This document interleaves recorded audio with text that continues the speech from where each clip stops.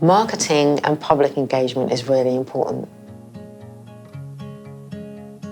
They're important to the university. The university wants to know that the people that they've been supporting, that their name is out there, because then the university's name gets out there. And it's important for you in terms of when people want a specialist and they want to know that you've got a profile. It's becoming much, much more important, depending really how you want to market, so what you want to do. Where do you see yourself? Are you a university-based academic? Are you just totally an activist? Where are you? So that's why else it's important, so that people know where you are, where you place yourself on that spectrum as well. When I've spoken to other people I know who are doing PhDs in other subjects, and I say that I'm doing one on comics, quite often their reaction is, oh, I didn't know you could do a PhD on comics. And then I'll go to a comics conference where there are 80 other people giving papers on comics and their PhDs. And it's funny that something that you think is a niche is actually something that is broadly studied. But at the same time, outside of that bubble that you exist in, there are people who don't know about their work, and that's why it's really useful to use social media, to use radio, to use YouTube, whatever tools you have to hand in order to share your research and your interests with other people. I do tend to put myself forward to take part in conferences. For me, it's a really good opportunity to pull together some material which might form the bones of a chapter.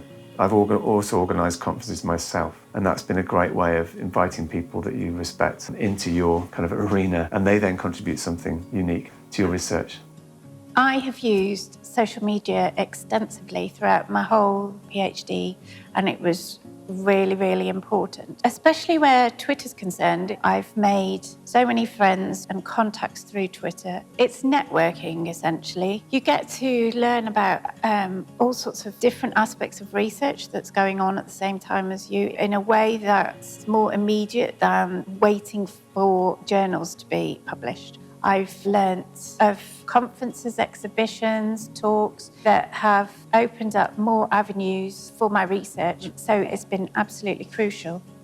I use a lot of social media for my outreach, so Instagram. I've been involved in a few different podcasts. I've set up a podcast myself about medicinal plants, and it is definitely a really interesting way of reaching out to people and also to different audiences. So you get a completely different range of audiences depending on whether you've posted something on Twitter, which tends to be more academic or political, and if you use Instagram, it's usually more visual and creative crowds, and then podcasts tend to be a wide range of people who are interested in medicinal plants or history of drinking, and it's really nice to be able to speak to all these different types of people.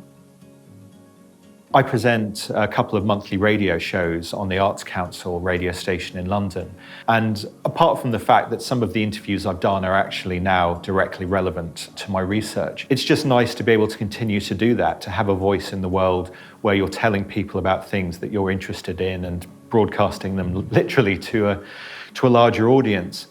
The best way you can market yourself is just to talk passionately about your research and talk to people and support other people, especially people that are in the same position as you, other PhD students. I'd probably just encourage people to be friendly and be encouraging, because we all need that in this climate, especially academic climate. Everyone just needs a bit of affirmation every now and then.